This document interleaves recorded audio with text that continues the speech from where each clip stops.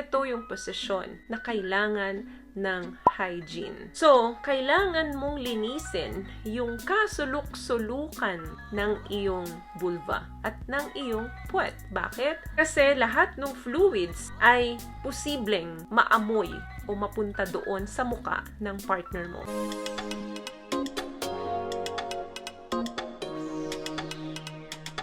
For today's video is medyo hot po ang video ito, no? Sabi niya, request video po. Sabi niya, pa-topic naman po about everybody's favorite number, 6-9. Matagal ko na po ito request, ma'am. Since last year pa. Sana naman mapansin na. Okay, eto na po ang video ito ay para sa inyo.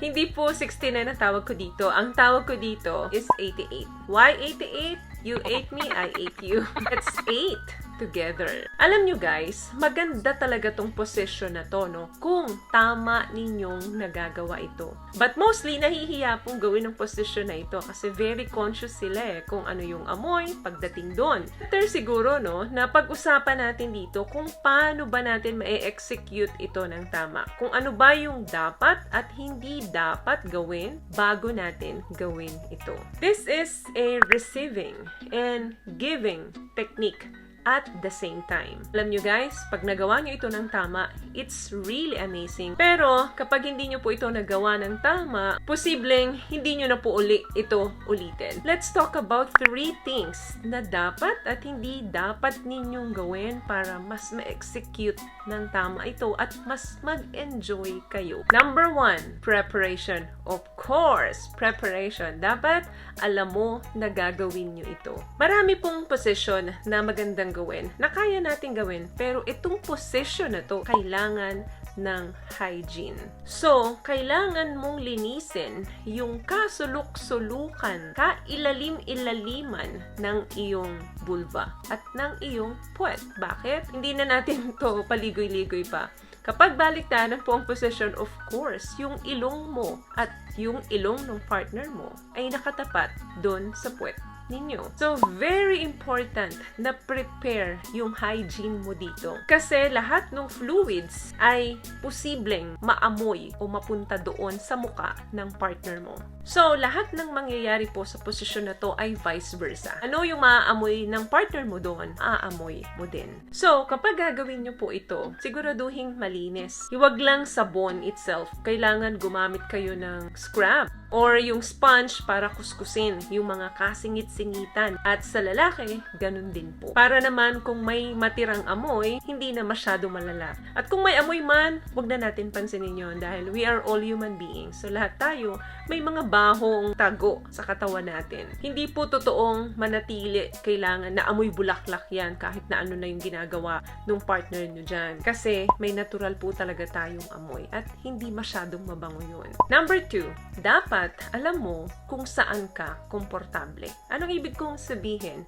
Kung ikaw ba yung nasa ibabaw or siya ba yung nasa ilalim or baliktad. Pero ako guys, I recommend kung nasa ibabaw dapat yung babae kasi pag yung lalaki, baka ma-choke kayo kapag masyado na kayong nadadaganan. Pag hindi kayo komportable, baka after na gawin nyo yan, ang dami ng masakit sa katawan nyo. So, hindi nyo na uulitin. Very important po na hindi lang yung partner ninyo, yung nabibigyan ninyo ng pleasure. Dapat nakakatanggap din po kayo ng sarap. So, better na yung babae po ang nasa ibabaw or pwede rin naman pong nakatagilid kayo side by side. So, laging tandaan meron po kayong mga safe signal. For example, na-choke ka na, tapikin mo yung legs ng partner mo para mag-iba kayo ng position. So, imaginein mo, yung balls ng partner mo nandun sa noo mo. Diba? Hindi ka komportableng gawin yun. Pwera na lang, may mga babae din po na nakakaramdam sila ng extra arousal kapag medyo na-choke sila. And last one, don't forget to use your hands. So,